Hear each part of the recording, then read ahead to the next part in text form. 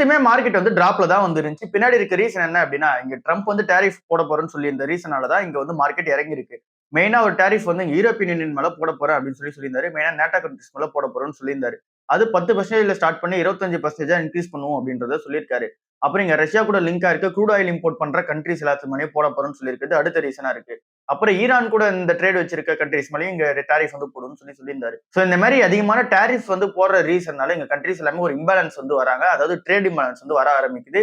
So இந்த ஒரு ரீசனால மார்க்கெட்ல எல்லா ஷேர்ஸுமே வந்து இறக்குறாங்க. ஓவரால் குளோபல் மார்க்கெட்டே அப்படிதான் வந்து இருக்கு. இந்தியன் மார்க்கெட்டுமே அதுக்கு அந்த ரிப்ளிகேஷனா தான் வந்து இருக்கு. சோ இங்க சென்செக்ஸுமே வந்து ஒரு 0.4% வந்து இறங்கிருக்கு. அந்த நிஃப்டியுமே ஒரு 0.4% வந்து இறங்கிருக்கு. மிட் கேப்மே 0.5% இறங்கிருக்கு. பட் ஆனா ஸ்மால் கேப் 1% மேல வந்து இறங்கிருக்கு. அதிகமான இங்க டிராப் ஆனது இங்க ஸ்மால் கேப்ஸா தான் இருக்கு. எஃப்ஐஎஸ் பொறுத்தவரை உங்க செல் ஆஃப் தான் வந்து கண்டினியூ பண்ணிட்டு இருக்காங்க. இன்னும் பெருசான அமௌண்ட் வந்து உள்ள வரல. நேத்துக்கான மார்க்கெட்ல அதிகமா விழுந்த ஸ்டாக்னு பார்க்கும்போது இங்க விப்ரோ கம்பெனி வந்து இருக்கு. 10% வரைக்கும் விழுந்துச்சு. அப்புறம் 8% வந்து குறைஞ்சு. இப்போ 8% 6% வந்து டிராப் ஆகி நிக்குது. பின்னாடி இருக்க ரீசன் வந்து இந்த Q3 நம்பர் சரியில்லை அப்படின்னு சொல்லிட்டு இங்க மார்க்கெட்ல வந்து இறக்கிருக்காங்க. அப்புறம் இந்த கம்பெனியோட அந்த ஃபியூச்சர் கைடன்ஸை பொறுத்தளவுல இங்க 0ல இருந்து 2% தான் ஃபியூச்சர் கைடன்ஸ் இருக்கும் அப்படின்றத பிளான் பண்ணி வச்சிருக்காங்க. அதாவது ரெவன்யூ growth வந்து பார்க்கும்போது 0ல இருந்து 2% தான் growth இருக்கும்னு சொல்றாங்க. இப்போ 1000 கோடி ரூபாய் பண்றாங்க அப்படின்னா அடுத்த ஒரு குவார்டருமே 1000 கோடி ரூபாய் தான் பண்ணுவாங்க அப்படின்றது அவங்களோட எக்ஸ்பெக்டேஷன்ஸாவே இருக்கு. அண்ட் தென் இந்த கம்பெனி டீல்ஸ் ஜெயிச்சதெல்லாம் பொறுத்தளவுல எல்லாமே டிராப் ஆயிருக்கு. ஸோ இந்த மாதிரி இங்க கம்பெனிஸோட அந்த டீல் ஜெயிச்சதை டிராப் ஆனதும் அண்ட் தென் ஃபியூச்சர் கைடன்ஸ் அவங்களே வந்து இங்க கம்மி பண்ணி வச்ச ரீசனால இவங்க விப்ரோ கம்பெனி போட்டு அடிச்சிருக்காங்க. சோ இந்த டைம்ல நம்ம 1-2ன்ற மாதிரி நம்ம கன்சிடர் பண்ணிப்போம். ஆர்பிஎல் பேங்க், எஸ் பேங்க், அப்புறம் ஐடிபிஐ பேங்க் இது மூணுமே வந்து விழுந்திருக்கு. இல்ல எஸ் பேங்க், ஆர்பிஎல் பேங்க் விழுறதுக்கு பின்னாடி இருக்க ரீசன் வந்து இந்த கம்பெனிஸோட ரிசல்ட் சூப்பரா தான் வந்து இருந்துச்சு. பட் ஆனா இருக்கிற பிரச்சனை என்ன அப்படின்னா ப்ரொவிஷன்ஸ் இந்த கம்பெனிஸ் அதிகமா வச்சிருக்காங்க. ஆர்பிஎல் கம்பெனில ப்ரொவிஷன்ஸ் அதிகமா இருக்கு. எஸ் பேங்கை பொறுத்தவரை 55% ப்ராஃபிட்ல ஜம்ப் இருந்தாலுமே அடுத்த குவார்டர் எப்படி இருக்குன்ற ஒரு கேள்வி வந்திருக்கு. அப்புறம் அசட் குவாலிட்டியில ஒரு கேள்வி வந்திருக்கு. சோ இந்த மாதிரி இந்த ரெண்டு கம்பெனிஸோட ரிசல்ட் சூப்பராவே இருந்தாலும் மார்க்கெட்ல ஒரு டவுட் வந்திருக்கு. அதனால மார்க்கெட்ல இறக்கிருக்காங்க. அதுக்கு அடுத்து இங்க மேஜர் இறங்க வந்து ரிலையன்ஸ் இண்டஸ்ட்ரீஸ், அப்புறம் ஐசிஐசிஐ பேங்க், அப்புறம் டாடா மோட்டார்ஸ் இது எல்லாமே 2% வந்து இறங்கி இருக்கு. இதை தாண்டி தேஜஸ் நெட்வொர்க், ஓலா எலக்ட்ரிக், அப்புறம் இங்க லெமன் ட்ரீ ஹோட்டல்ஸ், கேஃபின்டெக், அப்புறம் ஃபினாலெக்ஸ் கேபிள்ஸ் இது எல்லாமே 2ல இருந்து 5% வரைக்கும் மார்க்கெட்ல இறங்கி இருக்கு. எல்லா சைடுமே வந்து மார்க்கெட் வீக்கா தான் வந்து இருக்கு. இங்க அதிகமா ஏறின ஸ்டாக் வந்து ஜிண்டால் என்ற ஸ்டாக் வந்து இருக்கு. இது வந்து 16% வந்து ஏறி இருக்கு. பாலிகேப்பும் அப்புறம் ஃபெடரல் பேங்க்குமே ஒரு 2ல இருந்து 3% வரைக்கும் மார்க்கெட்ல ஏறி இருக்கு. இது எல்லாமே நேத்திக்கான மார்க்கெட்ல ஓரளவு நடந்ததா இருக்கு. நிப்டி 50ல பெருசா வந்து கம்பெனிஸ் உள்ள ஆட் ஆகாம அந்த எக்ஸிட் ஆகாம இருந்தாலுமே நிப்டி 50 கீழ இருக்கிற இந்த நிப்டி நெக்ஸ்ட் 50 அப்புறம் 250 அப்புறம் இங்க ஸ்மால் கேப் எல்லாத்துலயுமே இங்க நிறைய சேஞ்சஸ் வந்து நடக்க போதா சொல்லியிருக்காங்க. அதாவது இண்டெக்ஸ்ல நிறைய கம்பெனிஸ் உள்ள வந்து வெளியே போக போதான்னு சொல்லியிருக்காங்க.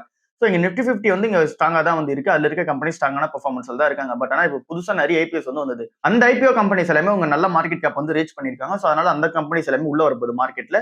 ஏற்கனவே எக்ஸிஸ்டிங்கான அந்த கம்பெனிஸ் எல்லாமே வெளியே போக போகுது. சோ அது என்னெல்லாம் சொல்லி டீட்டெயிலா பார்ப்போம். நிப்டி நெக்ஸ்ட் 50ல இங்க டாடா கேபிட்டல், அப்புறம் ஐசிஐசிஐ ப்ரூடென்ஷியலோட ஏஎம்சி, அப்புறம் இங்க முத்தூட் பினான்ஸ். சோ இது எல்லாமே வந்து உள்ள போக போகுது.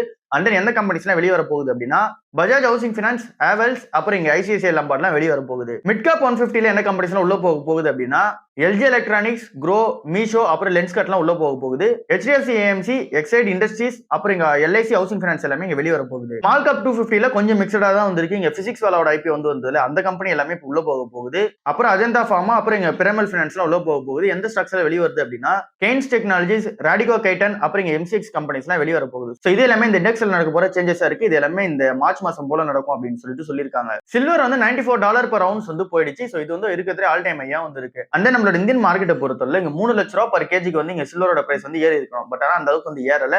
ஏன் அப்படின்னா ஒரு 10,000 ரூபாய் டிஸ்கவுண்ட்ல தான் வந்து ட்ரேட் ஆயிட்டு இருக்கு. இங்க பிசிக்கல் டிமாண்டா பார்க்கும்போது சில்வரோட டிமாண்ட் கம்மியா தான் வந்து இருக்கு. பட் ஆனா இடிஎஃப்ல அதிகமான டிமாண்ட்ஸ் வந்து இருக்கு. இண்டஸ்ட்ரியல் ஏரியாவோட டிமாண்ட்ஸ் வந்து சூப்பரா இருக்கு. சோ அங்க எல்லாருமே சில்வர் வந்து வாங்கி வைக்கிறாங்க. பட் ஆனா பிசிக்கலா பார்க்கும்போது இங்க கோல்டு அளவுக்கு இங்க யாரும் சில்வர் வந்து வாங்கல. சோ அதனால 10,000 டிஸ்கவுண்ட்ல தான் இங்க மும்பைல எல்லாமே வித்துட்டு இருக்காங்க. சோ அதாவது இங்க வந்து 3 லட்ச ரூபாய் பர் கேஜிக்கு வந்து விற்கும். பட் ஆனா இங்க மும்பை மார்க்கெட்ல விற்கிறது 2,92,000 தான் பர் கேஜிக்கு வந்து விற்கிறாங்க. 10,000 டிஸ்கவுண்ட்ல தான் வந்து போயிட்டு இருக்கு. பட் ஆனா இங்க சில்வரோட பிரைஸ் வந்து ஏறிச்சு. ஆல் டைம் ஹைல வந்து இருக்கு. $94 per ounce வந்து பாத்தீங்கன்னா போயிடுச்சு.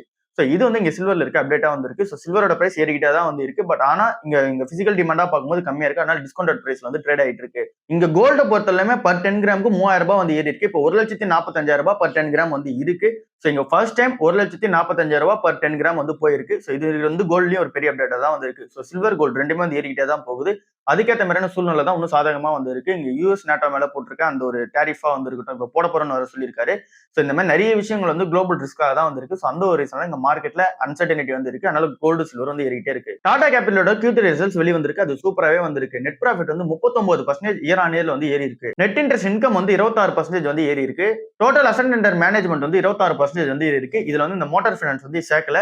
இது இல்லாம வந்து 26% வந்து ஏறி இருக்கு. ரீட்டைல் லோன் 60% அவங்களோட அசெட் அண்டர் மேனேஜ்மெண்ட் உள்ள வந்து இருக்கு. எஸ்எம்இ தான் இவங்களோட செக்மெண்ட் கான்ட்ரிபியூட்டரா வந்திருக்கு, பெரிய கான்ட்ரிபியூட்டரா வந்திருக்கு. 70,000 கோடி ரூபாய் இங்க எஸ்எம்இயோட அந்த கான்ட்ரிபியூஷன் வந்து இருக்கு. கிரெடிட் கார்டு சூப்பராவே இம்ப்ரூவ்மெண்ட் பண்ணிருக்காங்க. 1.1% இருந்து 1% வரைக்கும் பண்ணிருக்காங்க. அப்புறம் அசெட் குவாலிட்டியை பொறுத்தல இங்க கிராஸ் என்பிஏ, நெட் என்பிஏ ரெண்டுமே வந்து இங்க சேஞ்ச் ஆகல, ஸ்டேபிளா வந்து போயிட்டு இருக்கு. ப்ரொவிஷன்ஸ் மட்டும் இந்த கம்பெனி கொஞ்சம் அதிகமா எடுத்து வச்சிருக்காங்க. 42% வந்து அப்ப இருக்கு. ப்ரீ ப்ரொவிஷனிங் ஆப்பரேட்டிங் ப்ராஃபிட் சூப்பராவே வந்திருக்கு. சோ ஓவராலா நம்ம கம்பைன் பண்ணி பார்த்தோம் அப்படின்னா எல்லா மெட்ரிக்ஸுமே சூப்பரா இருக்கு. ப்ரொவிஷன் மட்டும் கொஞ்சம் அதிகமா இருக்கு. இதை தாண்டி எல்லாமே சூப்பரா தான் வந்திருக்கு. எல்டிஐ மைண்ட்ரியோட Q3 ரிசல்ட்ஸ் வந்து வெளிய வந்திருக்கு. இதுல நெட் ப்ராஃபிட் வந்து 10.6% இயர் ஆன் இயர் வந்து டிராப் பண்ணிருக்காங்க. அண்ட் தென் குவார்டர் அண்ட் குவார்டர்ல 30.7% நெட் ப்ராஃபிட் வந்து விழுந்திருக்கதா சொல்றாங்க. சோ நெட் ப்ராஃபிட் வந்து விழுந்திருக்கு 10% இயர் ஆன் இயர்ல, அண்ட் தென் குவார்டர் அண்ட் குவார்டர்ல 30%. ரெவன்யூ வந்து 11% இயர் ஆன் இயர்ல வந்து ஏறி இருக்கு. குவார்டர் அண்ட் குவார்டர்ல 3% வந்து ஏறி இருக்கு. ரெவன்யூ ஏறி ஏன் நெட் ப்ராஃபிட் வந்து விழுந்துச்சு அப்படின்னு சொல்லி பார்க்கும்போது இந்த கம்பெனி அவங்களோட ஆப்பரேட்டிங் எஃபிஷியன்சி சூப்பரா தான் வந்து பண்ணிட்டு இருக்காங்க. பட் ஆனா இங்கேயுமே அந்த ஒன் டைம் லேபர் கோடுக்காக அந்த காசு தனியா எடுத்து ஒதுக்கி வச்சிருக்காங்க.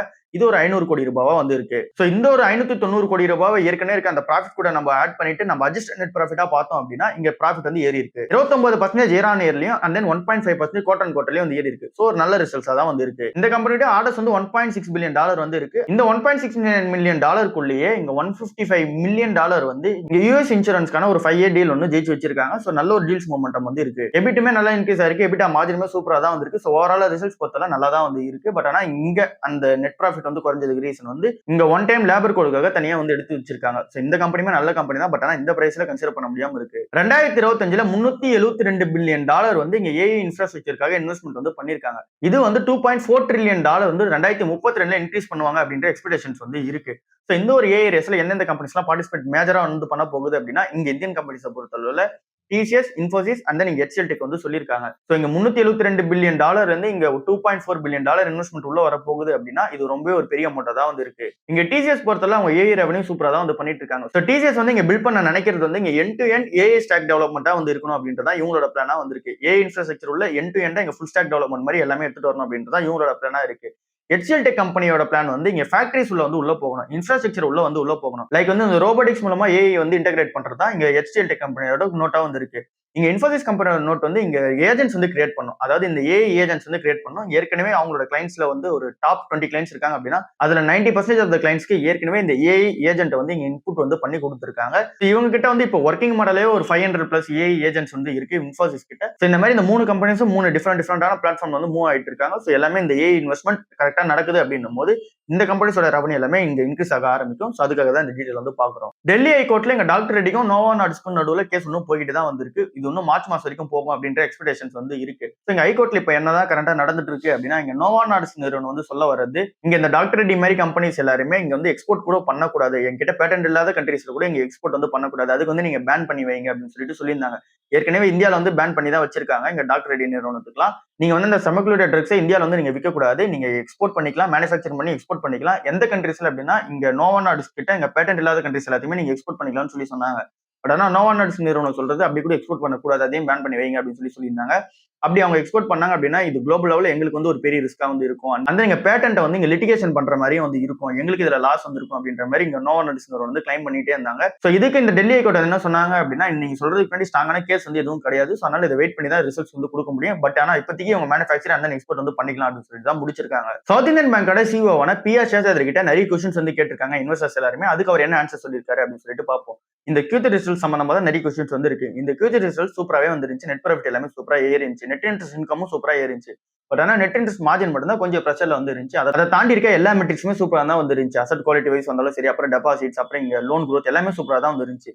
பட் ஆனா நெட் இன்ட்ரெஸ்ட் மார்ஜின் மட்டும் விழுந்துச்சு. அதுக்கு பின்னாடி இருக்க ரீசன் என்ன அப்படின்னு சொல்லிட்டு வந்து கேட்டிருக்காங்க. 3.26% இங்க நெட் இன்ட்ரெஸ்ட் மார்ஜின் வந்து Q1 ஃபினான்ஷியல் இயர் 2025 அப்போ வச்சிருந்தாங்க. அது இப்ப இருக்கிறது 2.86% தான் இங்க நெட் இன்ட்ரெஸ்ட் மார்ஜினா வந்து இருக்கு. சோ இங்க டிராப் வந்து இருக்கு. இதுக்கு பின்னாடி இருக்க ரீசன் என்ன அப்படின்னு சொல்லி கேட்டதுக்கு அவங்க என்ன சொல்றாங்க அப்படின்னா இங்க 100 பேஸ் பாயிண்ட்ஸ் வந்து ரெப்போ ரேட்ல வந்து கட் பண்ணிருக்காங்க. இந்த மாதிரி ரேட் கட் நடக்குது அப்படின்னும் போது இங்க பேங்க்ஸ் எல்லாமே மார்ஜின்ஸ் கொஞ்சம் ஃபேஸ் பண்ண ஆரம்பிப்பாங்க, அந்த பிரஷர் எல்லாமே ஃபேஸ் பண்ண ஆரம்பிப்பாங்க அப்படின்னு சொல்லிட்டு சொல்லியிருக்காங்க. இந்த Q2 2.8% தான் இங்க இந்த இன்ட்ரெஸ்ட் மார்ஜினா வந்து இருந்துச்சு. பட் ஆனா இப்போ இந்த Q3 2.86% வந்து நெட் இன்ட்ரெஸ்ட் மார்ஜினா வந்து இன்க்ரீஸ் பண்ணிருக்காங்க. சோ நாங்க வந்து கிராஜுவலா இம்ப்ரூவ்மெண்ட் பண்ணிடுவோம் அப்படின்றத சொல்லியிருக்காங்க. இப்போ இங்க இந்த டிசம்பர் மாசமே ஒரு 25 பேஸ் பாயிண்ட்ஸ் வந்து கட் பண்ணிருக்காங்க. சோ அப்படி இருக்கும்போது உங்களுக்கு இந்த இம்பாக்ட் வந்து இந்த Q3 தெரியுமா அப்படின்னு சொல்லி கேட்டிருக்காங்க. அதுக்கு அவர் என்ன சொல்லியிருக்காரு அப்படின்னா இந்த Q3 இம்பாக்ட் வந்து தெரிஞ்சது ஏற்கனவே கட் பண்ண அந்த பேஸ் பாயிண்ட்ஸ் தான். இப்போ 25 பேஸ் பாயிண்ட்ஸ் வந்து இந்த டிசம்பர் மாசம் கட் பண்ணது. இதோட இம்பாக்ட் வந்து Q4ல தான் வந்து தெரிய வரும். அங்க எங்களோட மார்ஜின்ஸ் வந்து ஸ்லைட்டா அஃபெக்ட் ஆனாலும் ஆகும் அப்படின்னு சொல்லிட்டு சொல்லியிருக்காங்க. பட் ஆனாலும் நாங்க அதை வந்து மேனேஜ் பண்ணி இங்க ப்ரொடெக்ட் பண்ணி எடுத்துட்டு போயிடுவோம் சொல்லியிருக்காங்க. அதுக்கு திரும்ப அவங்க கேட்ட கேள்வி வந்து எப்படி நீங்க மார்ஜின்ஸ் வந்து ப்ரொடெக்ட் பண்ணி எடுத்துட்டு போவீங்கன்னு சொல்லி கேட்டாங்க. அதுக்கு அவர் என்ன சொல்லியிருக்காரு அப்படின்னா, எங்க கம்பெனியோட அந்த லோன் புக் இருக்குல்ல, அதுல வந்து இங்க கார்ப்பரேட்ஸ்க்கு அதிகமான லோன் வந்து கொடுத்துட்டு இருக்கோம். அந்த கார்ப்பரேட் லோன்ஸ் எல்லாமே கொஞ்சம் லோ ஈல்டு கார்ப்பரேட் லோன்ஸா தான் வந்து இருக்கும். லாங் டேர்ம்க்கான அந்த ஒரு கார்ப்பரேட் லோன்ஸா தான் வந்து இருக்கும். அது வந்து 42ல இருந்து 43% வந்து இருக்கு. அதை இங்க ஷிஃப்ட் பண்ணி எங்க எடுத்துட்டு போறோம் அப்படின்னா, ஹை ஈல்டு தரக்கூடிய இந்த எம்எஸ்எம்இ, அப்புறம் இங்க ரீட்டைல், அப்புறம் கோல்டு லோனுக்கு வந்து நாங்க ஷிஃப்ட் பண்ண போறோம். எங்களோட லோன் புக் இங்க 3 பார்ட்டா வந்து இருக்கு அப்படின்னா, அதுல ஒரு பார்ட் வந்து இங்க கார்ப்பரேட் லோன்ஸ் இருக்கு அப்படின்னும் போது, இன்னொரு பார்ட் இந்த மாதிரி ஹை ஈல்டு தரக்கூடிய இந்த ரீட்டைல், அப்புறம் எம்எஸ்எம்இ, அப்புறம் இங்க கோல்டு லோன்ஸ் வந்து மூவ் பண்ணுவோம். சோ இதுல இருந்து எங்களுக்கு அதிகமான இன்ட்ரெஸ்ட் வந்து கிடைக்கும். சோ அதனால மார்ஜின்ஸ் எங்களால அதிகமா மேக் பண்ண முடியும். ஓரளவுக்கு நாங்க வந்து இதை கவர் பண்ணிடுவோம். இந்த மார்ஜின்ஸ் எல்லாமே நாங்க சூப்பரா வந்து மெயின்டைன் பண்ணிட்டு இருக்கும்போது இங்க ரேட் ஹைக் வந்து நடக்குது அப்படின்னா, அதாவது இப்ப பேஸ் பாயிண்ட்ஸ் கிரெடிட் பண்ணிட்டு இருக்கவங்க இங்க பேஸ் பாயிண்ட்ஸ் ஏத்துனாங்க அப்படின்னா இன்னும் ஒரு பெரிய பிளஸா வந்து இந்த கம்பெனிக்கு அமையும் அப்படின்னு சொல்லியிருக்காரு இங்க பிரியா சேஷாத்ரி. அப்புறம் லாஸ்டா என்ன கேக்குறாங்க அப்படின்னா, கிரெடிட் growth நீங்க எவ்வளவு எக்ஸ்பெக்ட் பண்றீங்க, அவுட்லுக் நீங்க எவ்வளவு வச்சிருக்கீங்க அப்படின்னு சொல்லி கேக்குறாங்க. அதுக்கு அவர் 12% கிரெடிட் growth வந்து இருக்கும் அப்படின்றத சொல்லியிருக்காரு. இது ஒரு நல்ல கைடன்ஸா தான் வந்திருக்கு. 12% கிரெடிட் growthல மூவ் ஆறாங்க அப்படின்னா இந்த கம்பெனிக்கு ஒரு பெரிய பிளஸா தான் வந்திருக்கும். சரி, எல்லாமே சவுத் இந்தியன் பேங்கோட சிஓ சொன்ன விஷயமா இருக்கு. ஷேடோ ஃபேக்ஸ் டெக்னாலஜிஸ் ஐபிஓ வந்து இன்னைக்கான மார்க்கெட்ல ஓப்பன் ஆக போகுது. ஜனவரி 20ஆம் தேதியில இருந்து ஜனவரி 22ஆம் தேதி வரைக்கும் ஓப்பன் ஆக போகுது. இந்த ஐபிஓ அப்ளை பண்ணலாமா வேணாம் அப்படின்னு சொல்லிட்டு டீடைலா வந்து பார்ப்போம். 118 ரூபாயில இருந்து 124 ரூபாய் வரைக்கும் பிரைஸ் பேண்டா வந்து வச்சிருக்காங்க. ஜனவரி 23ஆம் தேதி வந்து அலாட்மெண்ட் டேட்டா வந்து வச்சிருக்காங்க. அப்புறம் எங்க லிஸ்டிங் டேட் வந்து ஜனவரி 28ஆம் தேதி வந்து வச்சிருக்காங்க. இந்த கம்பெனி டோட்டலா வந்து 1900 கோடி ரூபாய்க்கு ஐபிஓ வந்து வராங்க. அதுல 1000 கோடி ரூபாய் ஃப்ரெஷ் இஷ்யூஸ் தான் வந்து இருக்கு. அப்புறம் இங்க 900 கோடி ரூபாய் ஆஃபர் ஃபார் சேல்ஸ்க்கு வந்து வெளிய போகுது. இப்போ இவங்க திரட்டுற அந்த 1000 கோடி ரூபாயில 423 கோடி ரூபாய் வந்து இங்க ஸ்டார்டிங் சென்டர்ஸ்க்காக வந்து யூஸ் பண்ண போறதா சொல்லியிருக்காங்க. ஃபர்ஸ்ட் மைல் அப்புறம் லாஸ்ட் மைல்க்கான அந்த ஸ்டார்டிங் சென்டர்ஸ்க்காக யூஸ் பண்ண போறதா வந்து சொல்லியிருக்காங்க. அப்புறம் இந்த கம்பெனியோட அந்த கேபிட்டல் எக்ஸ்பெண்டிச்சர் வந்து இங்க இன்க்ரீஸ் பண்ணதுக்காக இந்த 423 கோடி ரூபாய், அப்புறம் ஒரு 138 கோடி ரூபாய் இந்த கம்பெனியோட இன்ஃப்ராஸ்ட்ரக்சர் வந்து இருக்கு. அந்த லாஜிஸ்டிக்ஸ்க்கான இன்ஃப்ராஸ்ட்ரக்சர் வந்து இருக்கும்ல, சோ அதுக்கான லீஸ் பேமெண்ட்ஸ்க்காக ஒரு 138 கோடி ரூபாய். மீதி இருக்க அமௌண்ட்ல 88 கோடி ரூபாய் வந்து பிராண்டிங் அப்புறம் மார்க்கெட்டிங்காக யூஸ் பண்ண போறாங்க. மீதி அமௌண்ட் இருந்துச்சு அப்படின்னா இந்த கம்பெனியோட ஆர்கானிக் மார்க்கெட்டிங்காக யூஸ் பண்றதுக்கும் அப்புறம் ஜெனரல் கார்ப்பரேட் பர்பஸ்க்கு யூஸ் பண்ண போறோம்னு சொல்லியிருக்காங்க. இந்த கம்பெனியோட கிரே மார்க்கெட் பிரீமியம் அமௌண்ட் வந்து இங்க 12% வந்து இருந்துச்சு. அந்த பெர்சன்டேஜ் வைஸ் பார்க்கும்போது அது இப்ப டிராப் ஆகி இப்போ 9% தான் வந்து இருக்கு. 12 ரூபாய் 13 ரூபாய் கிரே மார்க்கெட் பிரீமியம் அமௌண்டா வந்து இருந்துச்சு. இப்போ 9 ரூபாயில இருந்து 10 ரூபாய் வரைக்கும் தான் வந்திருக்கு. சோ இங்க கிரே மார்க்கெட் பிரீமியம் பர்சன்டேஜ் வந்து 9% தான் வந்திருக்கு. இந்த கம்பெனி 2015ல இருந்து இங்க ஆரம்பிச்சாங்க. சோ அதுல இருந்து இப்ப வரைக்கும் சூப்பரான பெர்ஃபார்மன்ஸ் வந்து பண்ணிக்கிட்டு இருக்காங்க. இந்த ஆர்டர் சைஸ் வந்து பார்க்கும்போது 18,000 பின்கோட்ஸ்லயும் அப்புறம் 2500 சிட்டிஸ்லயும் வந்து ஆப்ரேட் ஆயிட்டு இருக்காங்க. ஒரு நாளைக்கு 2 மில்லியன் ஆர்டர்ஸ் வந்து டெலிவரி வந்து பண்ணிக்கிட்டு இருக்காங்க. பினான்சியல் இயர் 2025ல வந்து ரெவன்யூ வந்து 25% வந்து இருக்கு. 2500 கோடி ரூபாய் ரெவன்யூ வந்து மேக் பண்ணிருக்காங்க. எபிட் வந்து 400% வந்து அப்பா இருக்கதா சொல்லியிருக்காங்க. பட் ஆனா இந்த கம்பெனி 2025ல தான் ப்ராஃபிட்டபிளாவே மூவ் ஆக ஆரம்பிச்சாங்க.